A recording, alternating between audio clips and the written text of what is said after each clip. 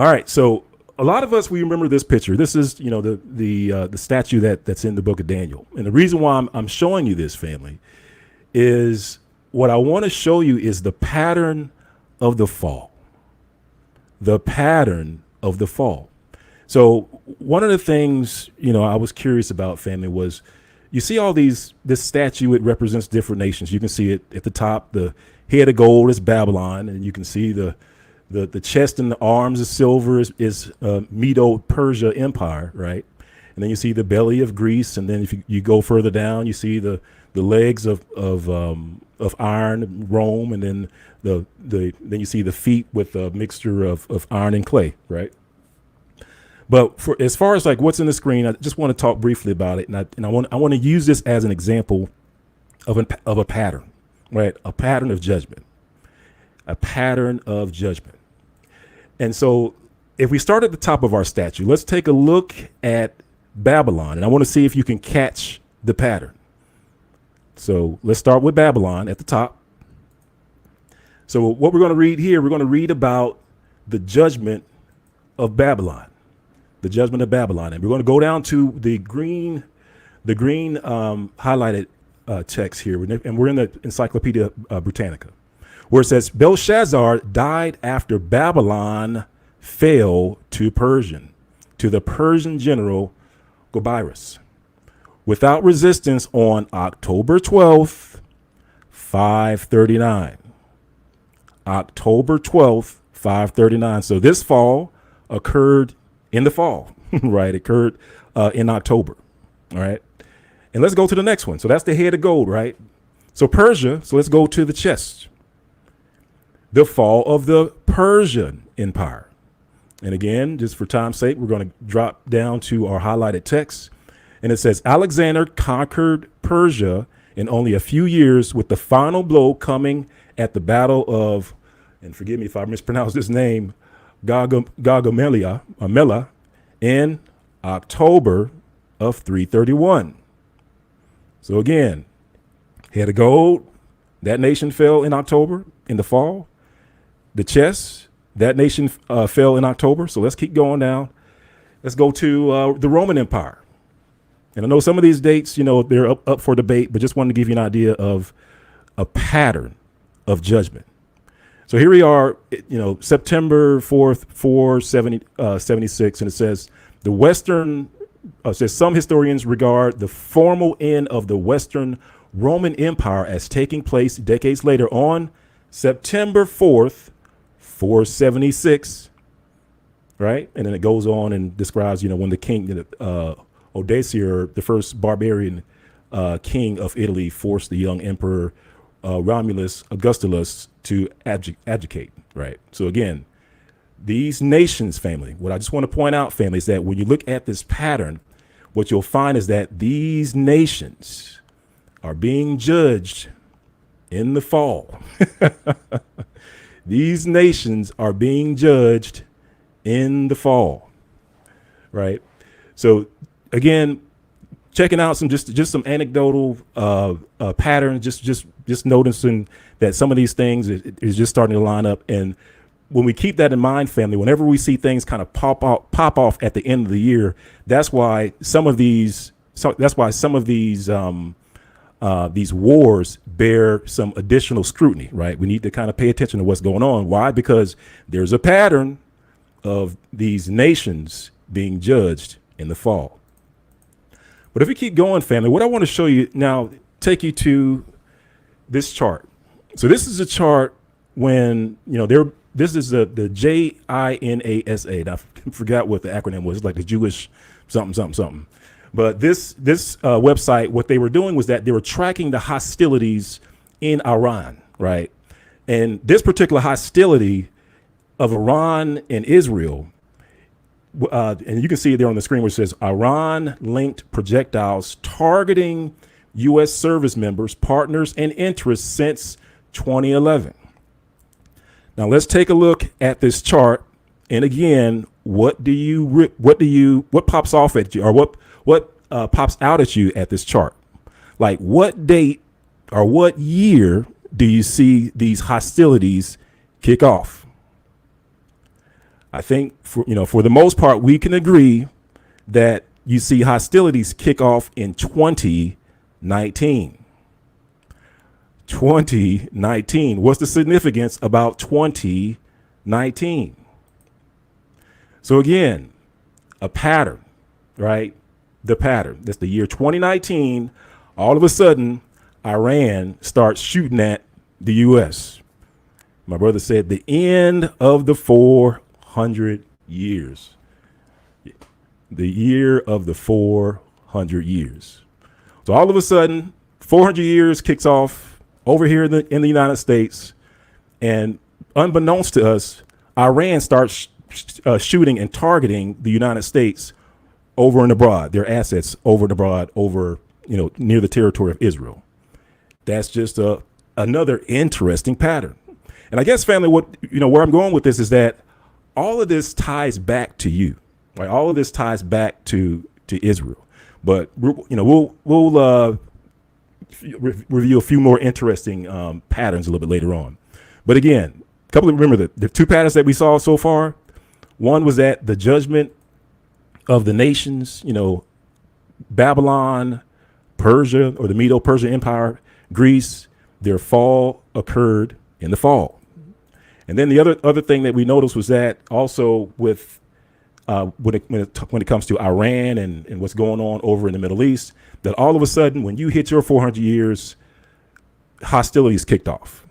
These hostilities with Iran started targeting American assets. 2019, you hit your 400 years. Again, family, like I said, it's tough to for anyone, in my opinion, to argue against 2019 based off of what's happening alone. Based off of what's happening, one, and then two, based off of the other pattern that's in the scriptures, as far as the Most High dealing with the kings of Israel when it comes to the judgment of a nation. And that I covered in the 2019 video. So if you haven't seen that, family, definitely go and check that out whenever time permits. All right. So just an interesting pattern, right?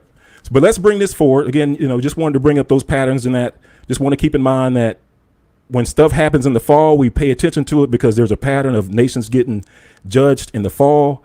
And also just want to let you know that when 2019 hit, that one of these nations that's involved in the current thing that's going over in the Middle East, one of these nations started at your 400-year mark. One of these nations started hostilities at your 400-year mark. All right. So with that being said, family, so let's take a look at the nation that started hostilities at the 400-year mark, and that would be the country of Iran. So we take a look at Iran. We see here it says, and again, I just want to bring us all up to speed to kind of put everything together. And it says, remember, this occurred. Let's see. Do I have a date on this? This was when Israel struck Iran's consulate in Syria. Right. So this started up. I won't say this started at all, but this was one of those red lines that was crossed by the Israeli government when they struck Iran's consulate in Syria. Right. And it says it killed unalived 2 generals and 5 other officers, Iran said.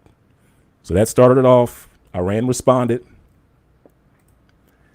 And then shortly thereafter, in May, the president of Iran, his helicopter crashed. I mean, I'm sure you all remember that as well. So his helicopter crash, the media was quick to blame it on fog. Then the media was quick to say, "Oh yeah, well, Iran had done their detailed analysis, and they said that there was no foul play." No, they didn't say that. They're kind of twisting their words, family. And really, Iran to date, they have kept quiet about this, right?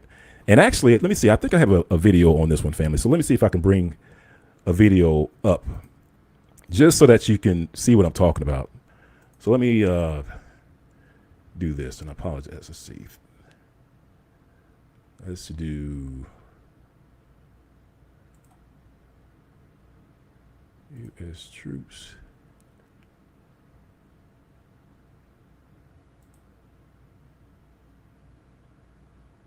Yep. All right. Bear with me just for a second, fam. I'm going to see if I can find that video. It may be in a format that is not readable by this software. We'll see.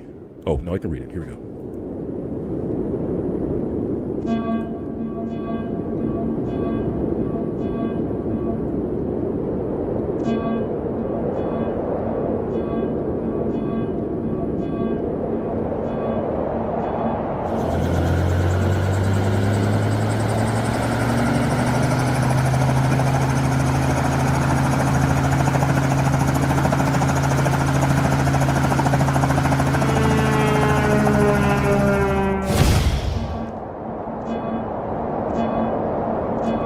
So that was the narrative, family, and that is they originally blamed it on the fog.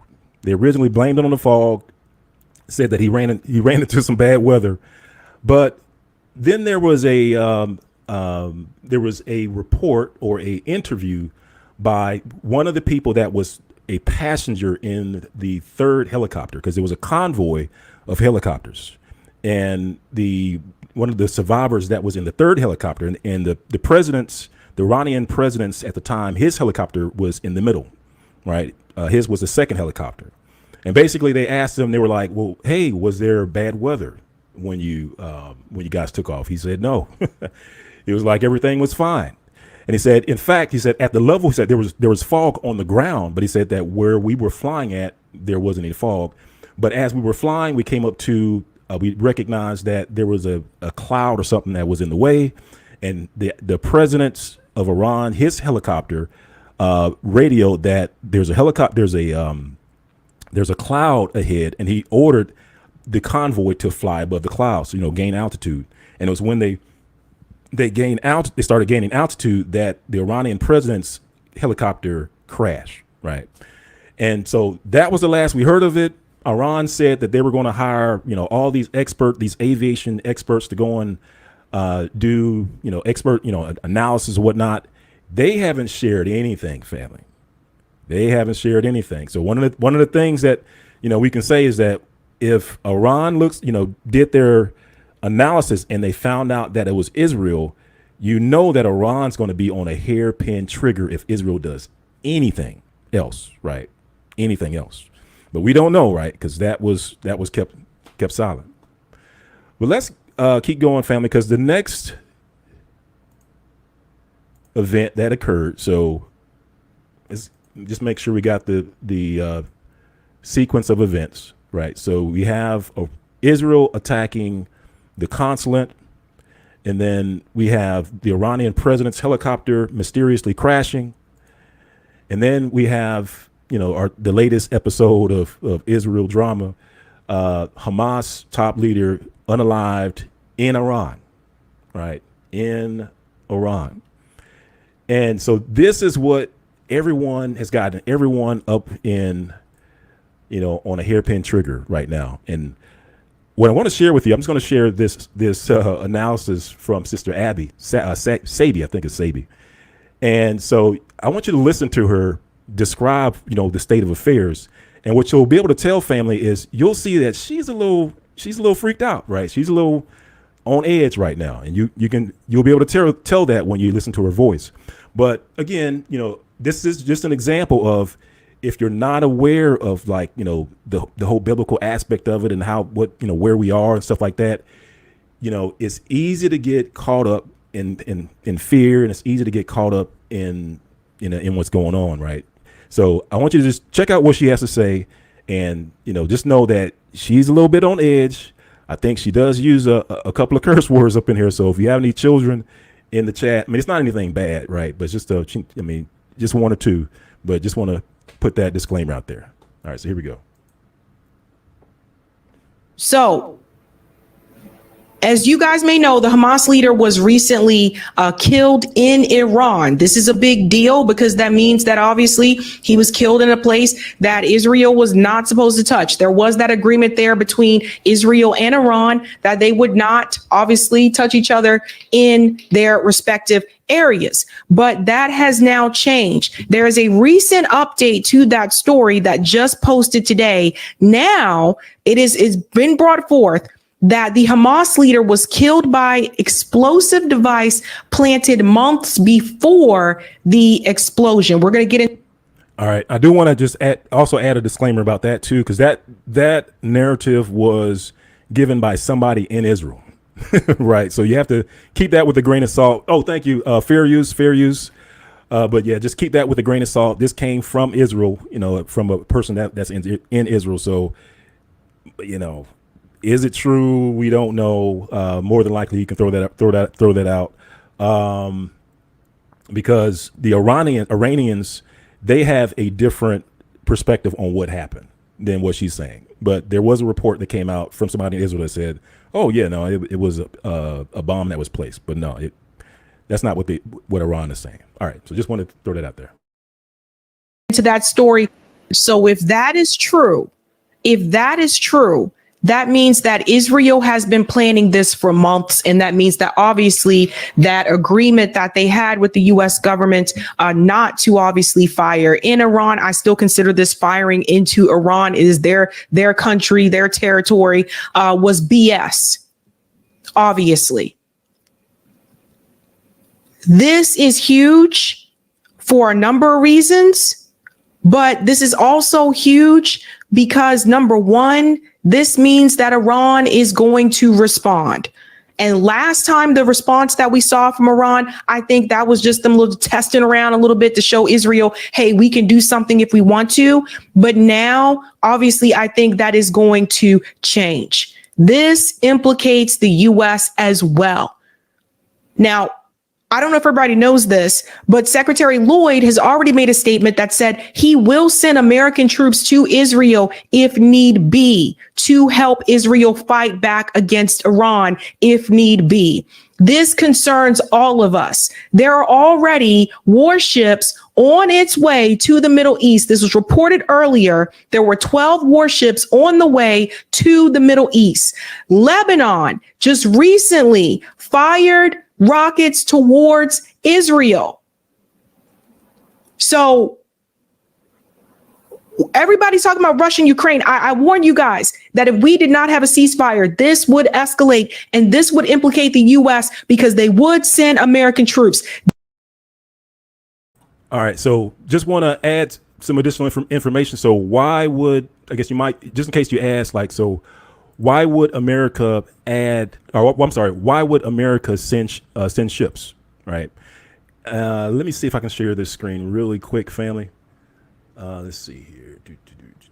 Snippet. All right, so I'm going to share this with you quick. All right. So the question is, why would America send ships to Iran? Israel is not the United States, right? But it has to do with this AIPAC diagram. And so what you're looking at is this is it says the House of AIPAC. And so basically what they're tracking is they're tracking, all of your senators, who are funded and financed by AIPAC. And if you're looking at this chart, you'll see, there's some circles in blue. You'll see that there's circles in black, and then there's circles in red.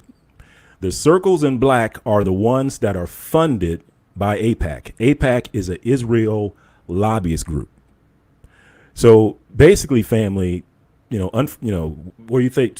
I believe it is the Most High is doing, but what you see, family, is the U.S. is being controlled by Israel. They're being controlled by the AIPAC lobby. You see more black circles than you see blue circles or red circles. So this is why when Netanyahu came to give his speech in front of Congress, I'm pretty sure the circles in black were the ones that were standing and cheering, the ones that were being bought and paid for by the Israel lobby. So this is why it's almost like the whole Pharaoh scenario with Egypt, how, the Most High, hardened Pharaoh's heart, no matter what Moses and Aaron said to Pharaoh was going to do what he was going to do, what his purpose was. This is why we see that the U.S. is on a trajectory based off of this influence that's coming from Israel. They're on this trajectory and they can't get off of it. But just want to throw this in there. This is why there's ships going out to Israel. This is why there's ships going out to the Middle East. This is why you see support by Secretary of State Lloyd Austin, offering up the lives of American soldiers for Israel. Right. All right. So with that being said, let's hop back over to our sister here. Let's see. This is not a game. So if this is true, that it was planted 2 months ago, they always planned to hit them in Iran, which technically this is not okay by international law. And here's the reason why. This would be the equivalent. Imagine if when Netanyahu came to the U.S., if Hamas attacked or killed Netanyahu when he was on U.S. soil. You wouldn't do that, right? So the U.S. government tells Israel they have the right to defend themselves. They have the right to go after Hamas, even though they've been killing all these damn civilians. But they do not have the right to do that in Iran. I don't know about you guys, but I'm not really trying to get nuked. I don't know about you guys, but I'm not really I don't want a World War III.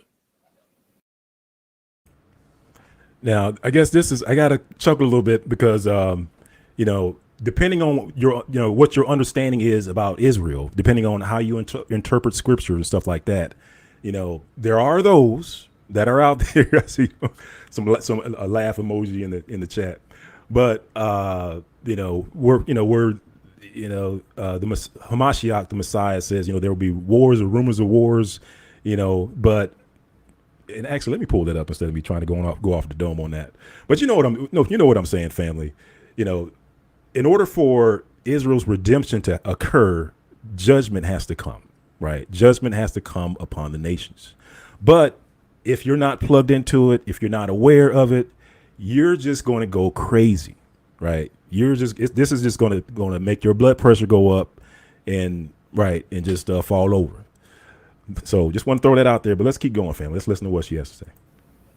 Let's continue a little bit more. We know, of course, that we heard yesterday from Iran's supreme leader vowing revenge, saying that Israel has, quote, paved the way for your harsh punishment. This assassination has put this region on a knife's edge. In addition, of course, to the Israeli strike in Beirut just hours before this that took out a senior Hezbollah commander, there are now threats of retaliation, not only from Iran, but also from Hezbollah and Hamas, putting this region and this area where I am right now in northern Israel very much on edge as the possibility of retaliation now looms. Aaron.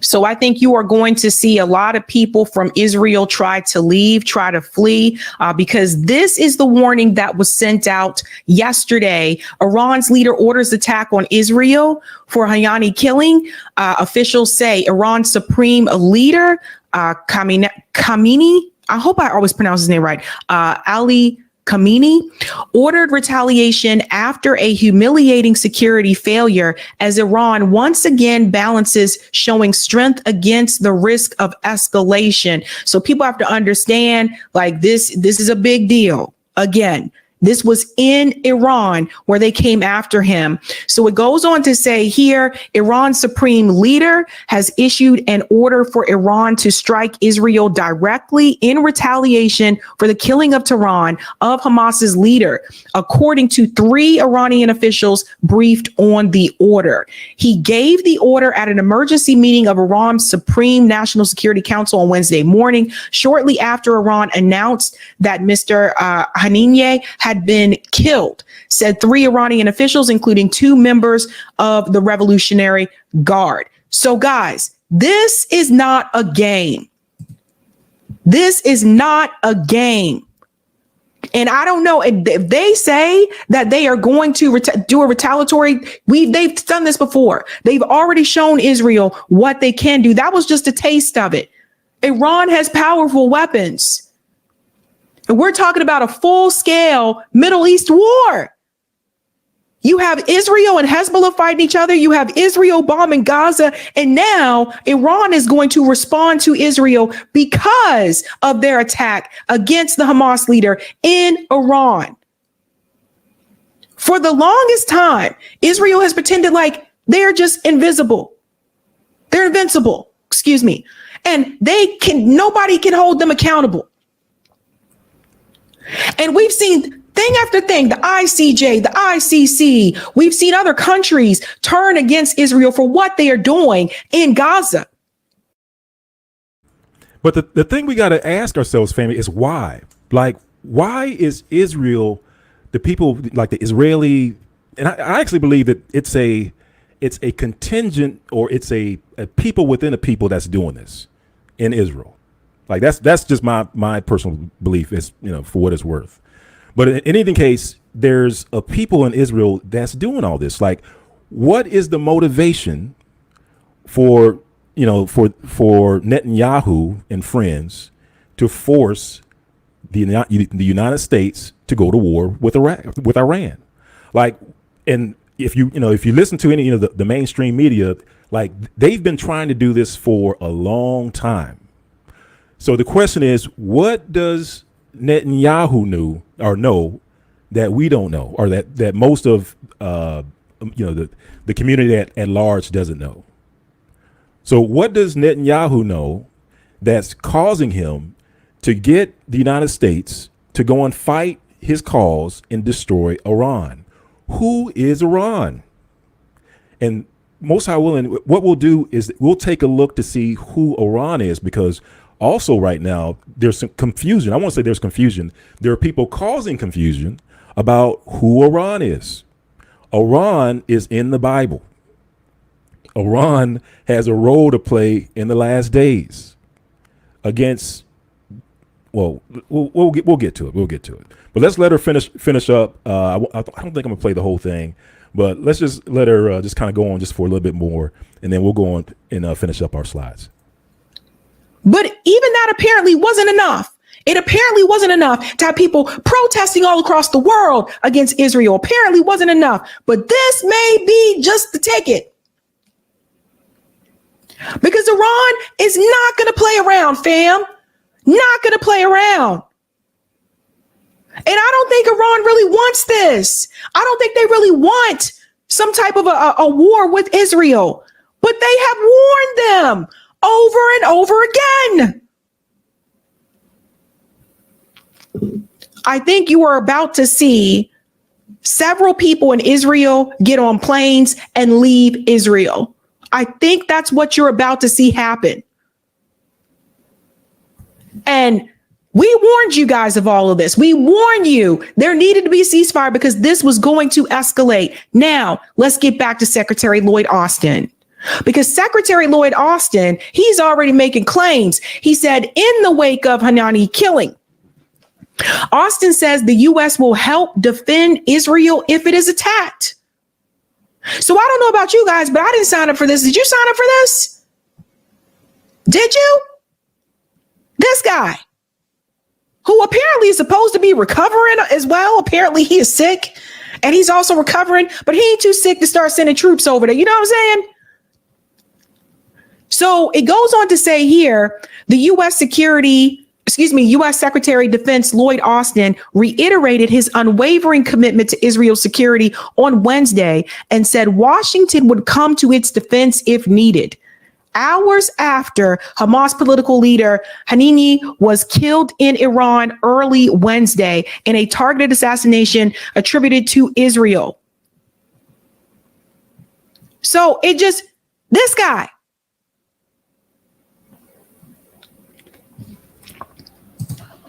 And it is funny though, fam, because Israel goes and starts to fight, and then they claim up, there's all kinds of claims about it having these advanced weapons, the best military in the world, all this and that, right?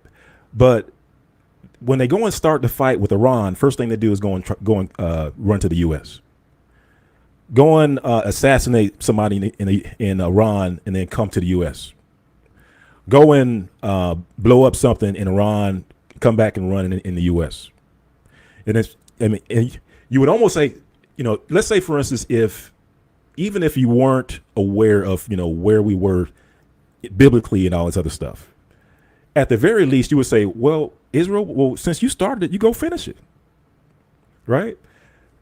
Why are you going starting stuff and then turning around and coming to the U.S. to have the U.S. bear the burden of something that you started? Right. But that's what people are freaking out about. Like a lot of people can see what's going on, what Netanyahu's doing. And so that's why you see her, Sabi, freaking out. This is why I told you, get out of the military. This is why Aaron Bushnell did what he did. I wasn't kidding. I warned people about this months ago. I said, they are ready to send your family members, your friends over there to fight their wars. Also, they can have the resources. They can have oil, all to protect Israel. They're going to send you over there to kill brown people abroad just to protect Israel. This is insane. This is crazy. Oh, and by the way, let's just go a step further here, because if you think that U.S. military and Israel are not going to have some type of other opposition to meet if they fire on Iran, you are wrong. I could definitely see Russia getting into this. I could definitely see Russia trying to help or defend Iran. I could see, obviously, the Houthis trying to defend them as well. Are you kidding me? This is insane. All because the U.S. has unwavering support for Israel. They got unwavering support for Israel, but they don't have unwavering support for Americans. Okay. Make this make sense to me, fam. They got unwavering support for another country. They don't have unwavering support for you. You struggling to put food on the table. You struggling with these high ass grocery prices. You struggling to pay for rent. You struggling to do all these things. They have unwavering support for another country, but they don't have support for the people in this country. Enough is enough. I don't know how many times to say this. They'll let you sleep out on the street. You got veterans sleeping on the damn street. People who fought for their country. They don't have unwavering support for those veterans when they return back to this country.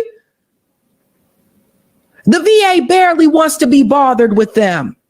I know. I've dealt with the VA. She actually makes a good point.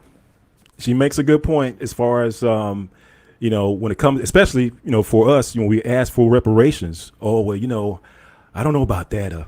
We'll give you a holiday, though. We'll give you a day off from police brutality. Right. But when it comes to actual reparations, no, you won't see that. Right. But in the flip of a switch, they will send billions of dollars overseas to another country.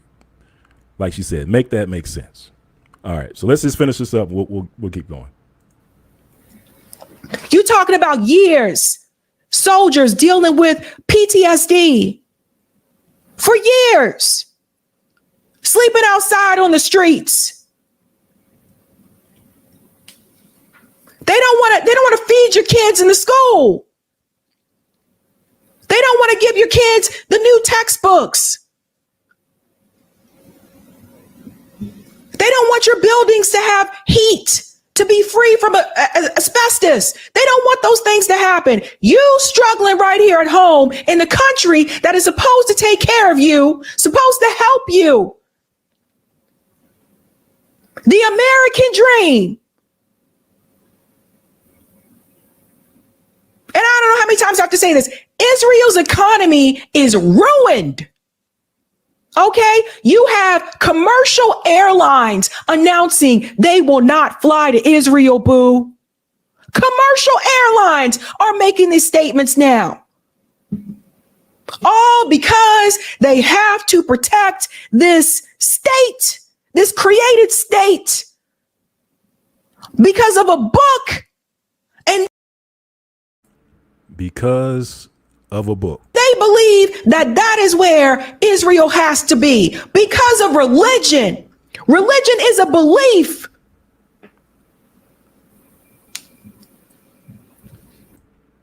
Because of a book. Because of a book. Well, yeah, my brother Isaiah said, uh-oh. That's right. Well, like I said, family, this is kind of where, you know, if people aren't plugged into what's going on, who's who in the Bible, in the scriptures, then it causes confusion. And of course, you know, confusion can lead to stress and all this other stuff. So that's, you know, in my opinion, that's what you're seeing. That's why people are freaking out. That's why, you know, these countries are on high alert. But again, I think that some of the things that we need to identify is like, why is Iran front and center at this day and age? Like, why is it always Iran? Why is Netanyahu always trying to start something, trying to get rid of Iran? Like, that's what he's trying to do. Netanyahu is trying his best to get rid of Iran. All right. And for that, let's take a look, because what we're going to do, we're going to identify two people. We're going to identify Israel, the people within Israel, and we're also going to identify Iran. And shout out to this super chat, Cecil Smith. Appreciate you. Thank you for your donation. Dina Ya, thank you for your donation. Thank you for your super chat. Brian Scholar, shalom, shalom. Thank you for your super chat. And Charles Miller, thank you for your super chat. Thank you, family. Mr. Panamera, thank you for your super chat. Phyllis Thompson, thank you for your super chat. Yeah, thank you for your support, family. I actually forgot to put donation stuff in there, but I think I got it on the ticker. But I forgot to put it in there. But most high willing, I will go back and put it in the description for those who want to support. All right. Well, again, so let's go back. We're going to identify who's Iran, who's Israel, and hopefully that will explain like what's going on in these end times. All right. So for that, let's start off with Edom, right? We'll start off with Esau. And I don't have a whole lot of scriptures on this. So again, I'm trying not to keep you too late tonight, but just to touch on a few things really quickly. So let's start off with Amos chapter 1, verse 11. It says, "Thus saith Yahuwah, for 3 transgressions of Edom, and for 4, I will not turn away the punishment thereof, because he did pursue his brother with the sword, and did cast off all pity, and his anger did tear perpetually, and he kept his wrath forever." So if you're not familiar with the dynamic between Esau, who's also called Edom in the scriptures, who's also called Idumea, Esau, Idumea, Edom, he has a perpetual hatred against his brother Jacob, or he has a perpetual hatred for his brother Israel, right? So that's the dynamic that we see throughout the scriptures, throughout what you call the Old Testament, and also throughout what you call the New Testament. And so let's keep going. So we have a people called Edom, Esau. They are the adversaries of Israel. And then also one of the things I want to point out is that in the scriptures, Edom or Esau or Idumea, they are also referred to as Babylon, or the daughter of Babylon, in the scriptures. And you can see this where we say Psalms chapter 137 verse, and actually we'll start at verse 5 and read down, where it says, If I forget thee, O Jerusalem, let my right hand forget her cunning. If I do not remember thee, let my tongue cleave to the roof of my mouth. If I prefer not Jerusalem above my chief joy, remember, O Yahuwah, the children of Edom, in the day of Jerusalem, who said, raise it even to the foundation thereof. O daughter of Babylon, who art to be destroyed. Happy shall he be that rewardeth thee, as thou hast rewarded us. Happy shall he be that taketh and dasheth thy little ones against the stone. So the purpose of showing you this scripture, family, is to show you that Edom is also referred to as the daughter of Babylon. You see that in verse 8, where it says, O daughter of Babylon, who art to be destroyed. And also the entire book of Obadiah also speaks about this as well, right? The entire book of Obadiah.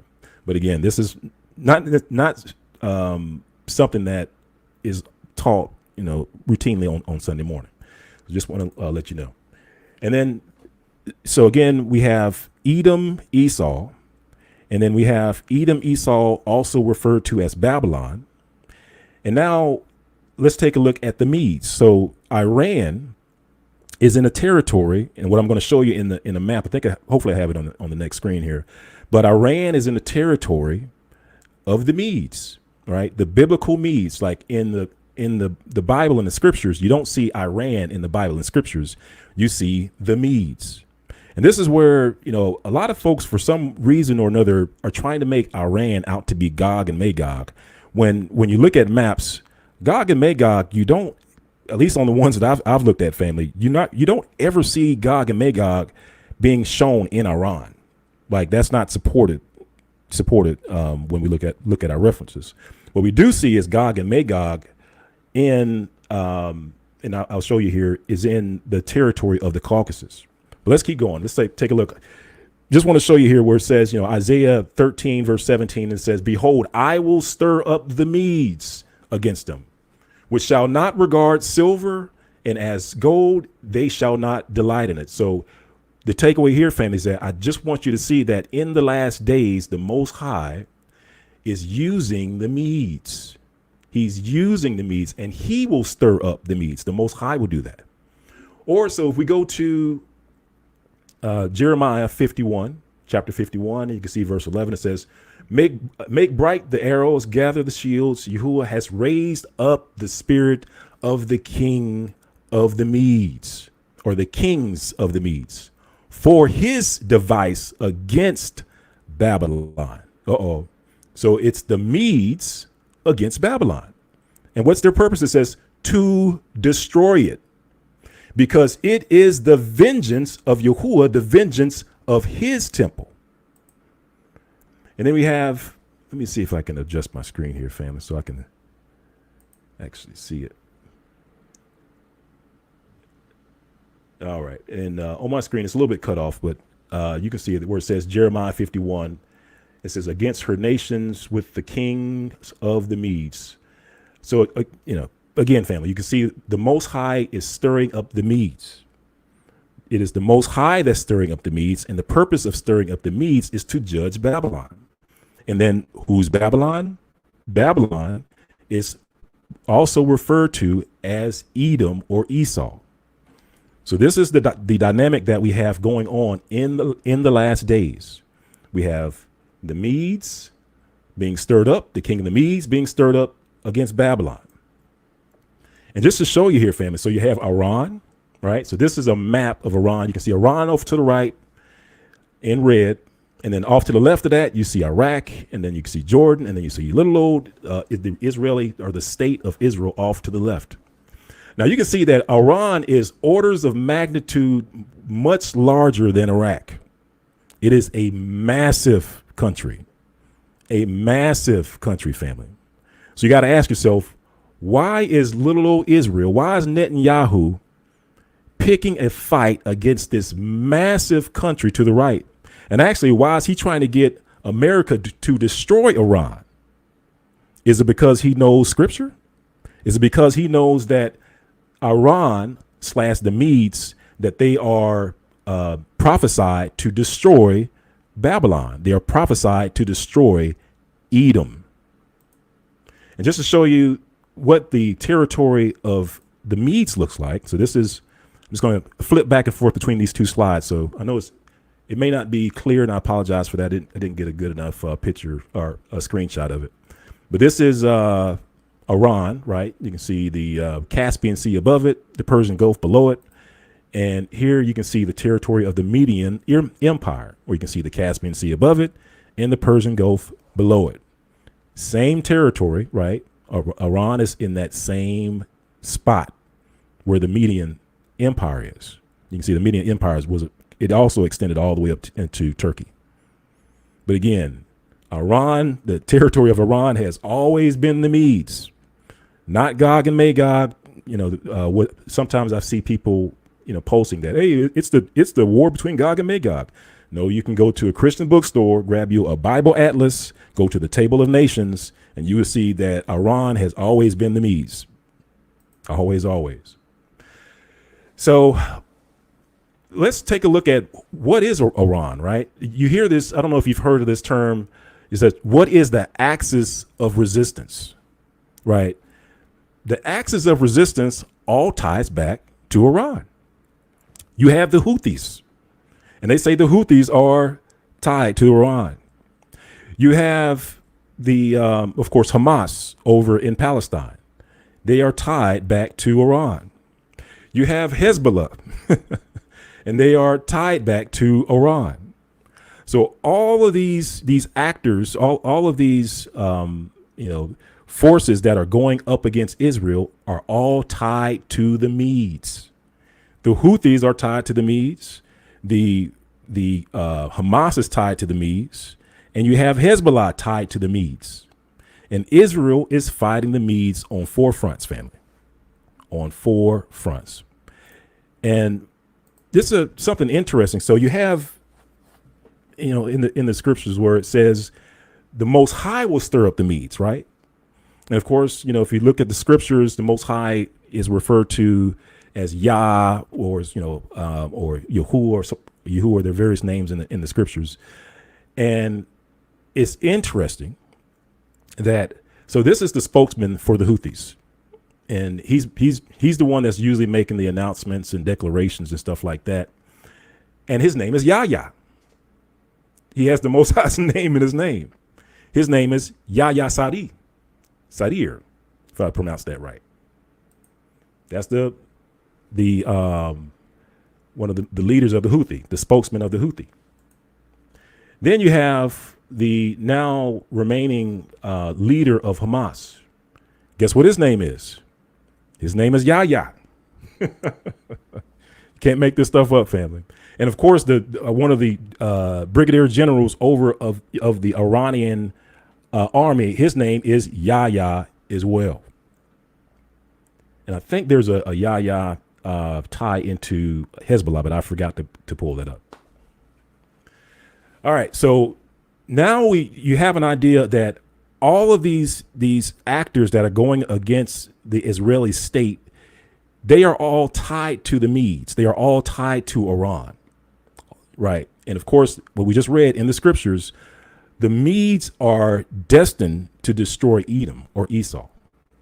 So who's Edom or Esau?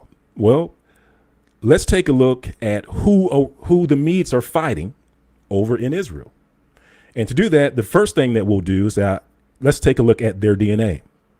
So it says, in first, archaeologists extract DNA of ancient Israelites. So basically, went and dug up some old bones in Israel, did DNA analysis. And so the question is, all right, so where are these people from based off of DNA? And you see it there. It says the highlight of the very partial results is that the Y chromosome in the male or the man belongs to the J haplogroup, a group of closely related DNA sequences that is believed to have originated in the Caucasus. Wait, not in Israel? A group of closely related DNA sequences that is believed to have originated in the Caucasus or Eastern Anatolia, that's Turkey, a vast area including modern-day Turkey, northwest Iran, Armenia, Georgia, Azerbaijan, and southern Russia. And if we look at the map, I know it's a busy map. It's got a bunch of different colors in there. And unfortunately, you can't see my mouse on the screen. But in the center of the map, family, there's a J1 and a J2. There's a J1 where it says M267 or even a M269 that's below it. Like that's where the DNA of a good portion of the Israelites comes from. It comes from the Caucasus Mountains, right there between the sandwich in between the Caspian Sea off to the right and the Black Sea off to the left. And another thing, just to kind of point out, family, is that when the people over in that area left that area, they were actually pushed out. They were actually forced out by the Russians. And actually, Putin spoke about this when he sat down and talked to, oh man, I forgot the guy's name. But when Putin had the interview, if you guys can drop it in the chat, the interviewer from he's now on YouTube, but he had that interview with Putin that everybody, mainstream media, had a problem with. Tucker Carlson, thank you, Tucker Carlson. So when Putin sat down with Tucker Carlson, he went over the history of why Russia and Ukraine and the West are at war with each other. And basically he said that this is something that has been going on for hundreds of years, right? Hundreds of years. And actually Russia was the ones that originally pushed out the people that were in the Caucasus Mountains over into Europe. Like, that was Russia. Putin is very aware of who these people are, right? So Russia versus Ukraine has been going on for a very long time. And Ukraine is the progenitor of the European nations. But that's a story for another day. Let's skip that. So basically, family, what we're doing is that I just wanted to show you that using DNA, we can, based off of their studies, like, this isn't anything that we came up with, family. This is their studies. Their studies tell us where these people originated from. Like, for instance, this one says the largest study of ancient DNA shows medieval Ashkenazi Jewry was surprisingly diverse. So again, they're not all one people, right? They're not all one people. And that's why I believe that they're not all Esau. They're not all Esau. And in this study, where they look at the progenitors of it says the Ashkenazi founder event. So basically, this is the group that were the progenitors of the Ashkenazi. And basically what they're saying, family, is that they're finding primarily two groups, two founder groups. One group was in or from the Caucasus Mountains, and the other was from the Middle East. And what we'll see here shortly is that the one that was from the Caucasus Mountains, we'll see that Josephus called them Gog and Magog. And you'll see that the group that was from the Middle East, that those are more in line with Esau. All right. So just to show you a quick map where you can see Ashkenaz right next to the Caspian Sea off to the right, the Black Sea is off to the left. And this is the Caucasus Mountains, right? This is the Caucasus Mountains. Ashkenaz, this is a screenshot of the Table of Nations. The Table of Nations you can find in any Christian bookstore, in the Bible Atlas. And here's another map, the 1874 map, where you can see Magog, right? And what you'll notice is that Magog is right above the Caucasus Mountains, right in that same area, right?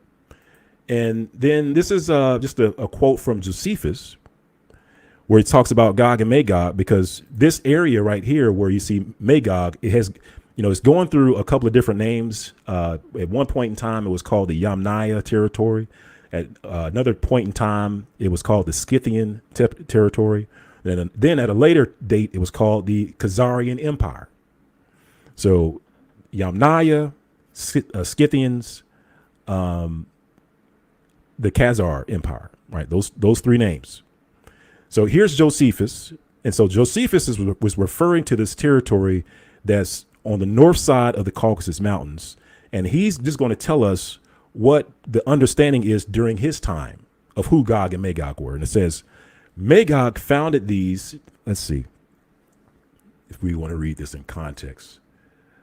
Let's see here. But we'll just start at Magog. It says, Magog founded those that from him were the Magogites, but who are by the Greeks called Scythians. Read it again. Magog founded those that from him were Magogites, but who are by the Greeks called Scythians. So according to Josephus, Magog was called the Scythians. The Scythians were also called Yamniah. The Scythians were also called the Khazars. And the Khazars had a certain look. Their look was, and you can see it here by Tacitus, and this is Tacitus describing this population that came from that area. It says, hence, the same physical peculiarities throughout so vast a population, all have fiery blue eyes, red hair, huge frames, fit only for a certain exertion.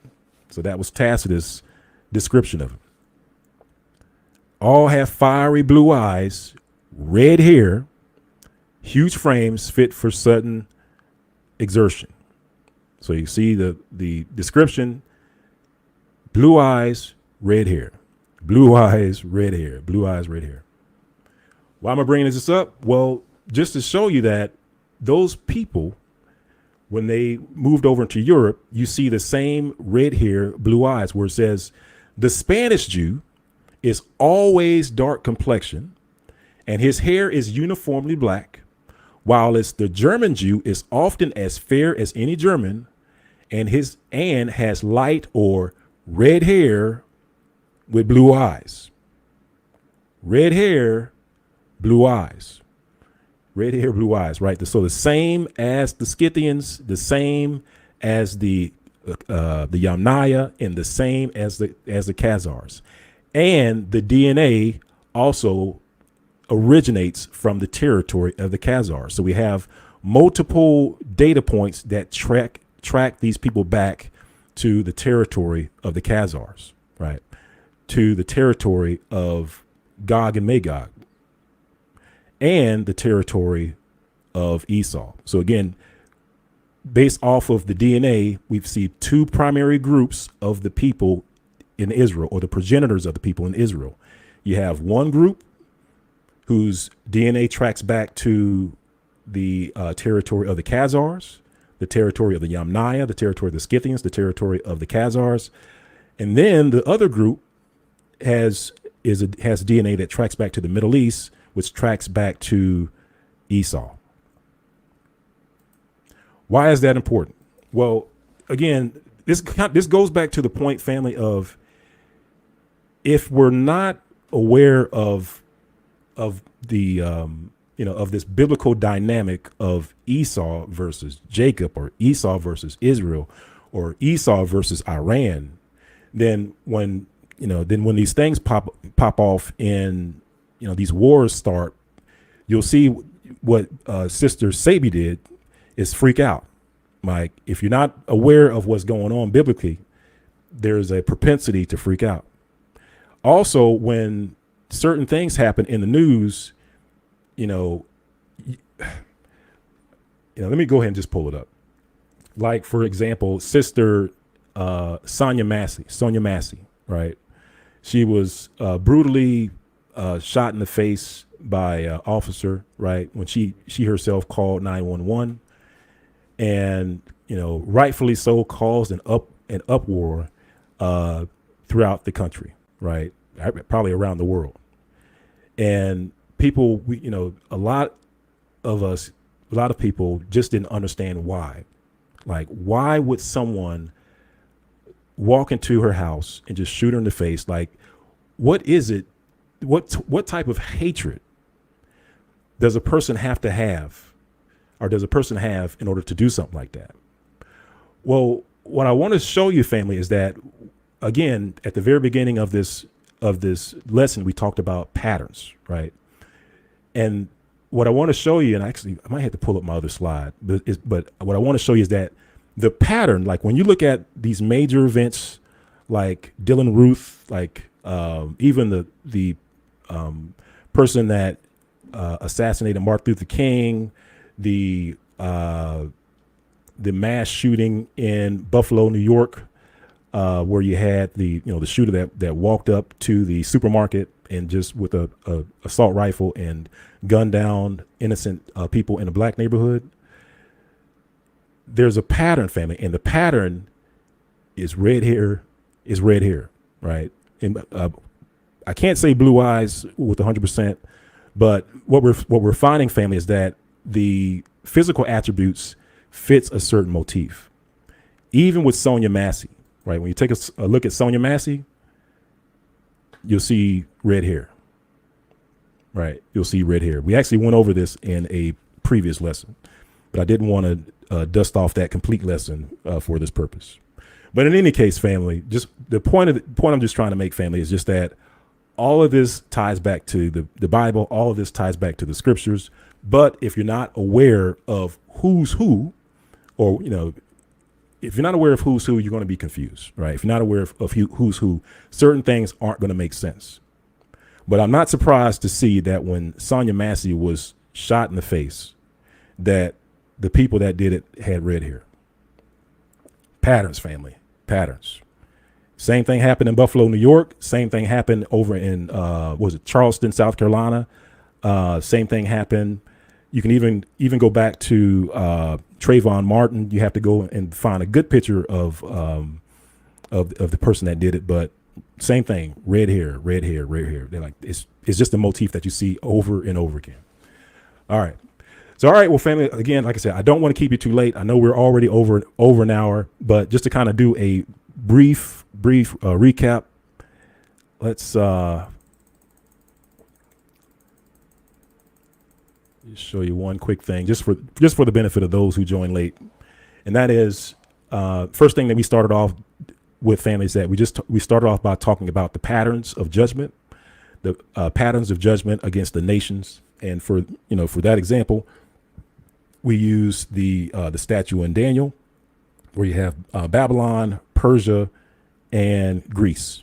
And then what we did was that we took a look to see when those nations were judged, or when those nations fell.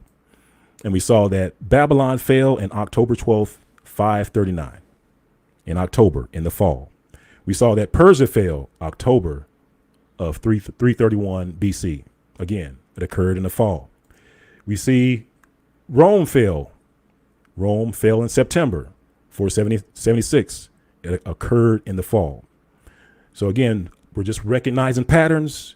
The pattern of judgment appears to be that when these nations are judged, it occurs in the fall. So therefore, when we see things like this pop up in the fall, we are hyper alert, hyper aware, right? And then another thing we noticed when we just taking a look at patterns, and this has to do with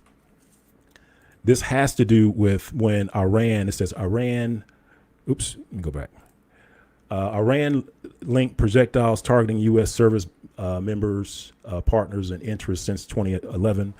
And again, we're just noticing a pattern. You see that the Iran, the Medes, started targeting U.S. troops in 2019. What happened in 2019? We reached our 400-year anniversary here in the States. Again, it ties back to the scriptures. We're just pointing out a pattern, right? And then also did a brief review of what was going on over in Iraq, just reminding everyone that this didn't just start with the unaliving of the Hamas leader, but it actually goes all the way back to, it goes back further than that, but we just picked it up where it starts off with Israel striking the Iran consulate in Syria. And then, of course, Iran responded. And then the Ibrahim Raisi's helicopter was taken down. You see, this was in May. And, I guess the jury's still out as far as what caused it, because the mainstream media immediately tried to blame it on fog. But the firsthand testimony of a person that was actually in the third helicopter said there wasn't a problem with fog, that where they were, it was clear. Fog was on the ground, but it wasn't where they were flying. It was only when they tried to go up above a cloud that the Iranian president's helicopter, which was in the convoy of 3 helicopters, it was in the second helicopter when it fell out of sight. So, and we just took that with a grain of salt, saying that Iran knows what happened to that helicopter. They haven't said anything. So Iran knows. Iran knows if it was Israel that downed that helicopter. And if they know that, family, you have to know that Iran is on a hairpin trigger with Israel at this point. And then, of course, Israel didn't have the audacity to strike or to unalive the Hamas leader when the new Iranian president was being sworn in after this accident. So this accident occurred, or this accident occurred, or it could have been an assassination. And then when Iran held, they held elections and they elected the new president. When that president was being elected based off of this event that you see on the screen, then Israel then knocked this guy off on the day that the Iranian president was being sworn in. So you have to understand that Iran is done with Israel. And you also can see that Israel is intentionally trying to provoke Iran, And we also read scriptures where, and we're not going to look at Sister Sabi, but we also read scriptures where we saw that biblically Iran is the Medes. Like, it's super simple. You just look at the map of a biblical map of the territory of the Medes, and you can see that it is right over the territory of Iran. Case closed, right? All right. So long story short, family, all this stuff ties back into the scripture. It's only when you have the people wrong, you have the territory wrong, that things don't make sense, and it's going to drive you crazy. So, but we know, family, we put our faith in the Most High. We believe that these are times that have to come to pass. So, we just pray that He keeps us safe and brings us through it. So we'll keep you posted, family. Like I said, all these nations are on high alert, waiting on Iran to respond. One of the things I didn't go over was how I also had a video clip showing you that when shortly after the Iranian that assassination occurred in Iran, Russia, we started seeing military flights come from Moscow to Tehran, Iran. So basically, a large convoy, I guess you can call it a convoy, but a nonstop stream of military planes started coming directly from Russia to Iran, bringing something. And some networks were showing that they were big transport planes, while others were also showing that they were fighter jets as well. So basically, Russia is gassing up Iran as well. They're backing up Iran as well. So anyway, but we'll see how it goes, family. We'll keep you posted. Anything pops off, we'll keep you posted. Social media is usually ahead of mainstream media, so we'll jump on here and we'll just try to keep you posted with what's going on. All right. Well, love you, family. Let me just hop back over in the chat and just see what we got going on the chat just before we hop off. And again, thank you for those who have donated in the chat. Thank you, Mr. Panamera, Phyllis Thompson. Thank you, my brother. Thank you, Rick S. It's Precious out of Judah. Let's see here. Milton Live, y'all. Thank you. Peace and blessings. The whole armor. Peace and blessings. James Washington Jr. Let's see. Peace and blessings. Kristen Burton. And peace and blessings. Ariya Judayah. Hallelujah. So thank you, Ms. Bakar. Much appreciated. And get some rest. It's going to be an interesting few days, or maybe even weeks or months, but we'll see what goes on from here. All right. Well, love you, Ms. Bakar, and shalom.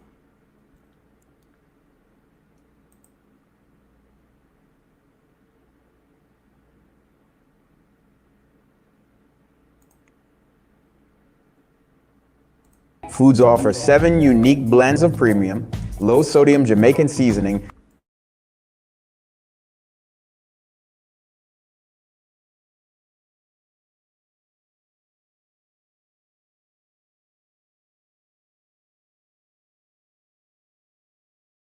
that will add a burst of flavor to your dishes.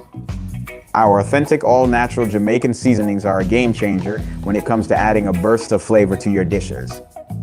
Our products are kosher, all-natural, contains ingredients that are gluten-free and GMO-free. Our seasonings are handcrafted with the highest quality ingredients. We source our ingredients from the Caribbean to capture the authentic taste of the islands. Unleash your creativity in the kitchen and savor the taste of the Caribbean with our spice blends. Enjoy our variety of seasonings that are flavor-packed to deliver the best taste for your dishes. Get ready to create delicious meals that will excite your taste buds and leave your guests asking for more. Try our exclusive curry and jerk seasonings for an extraordinary cooking experience. Our blends are an excellent choice for chicken, meat, fish, and vegan dishes. Add a burst of flavor to your cooking with our top quality Jamaican seasonings. Grab one of our bundles and enjoy the taste of the islands.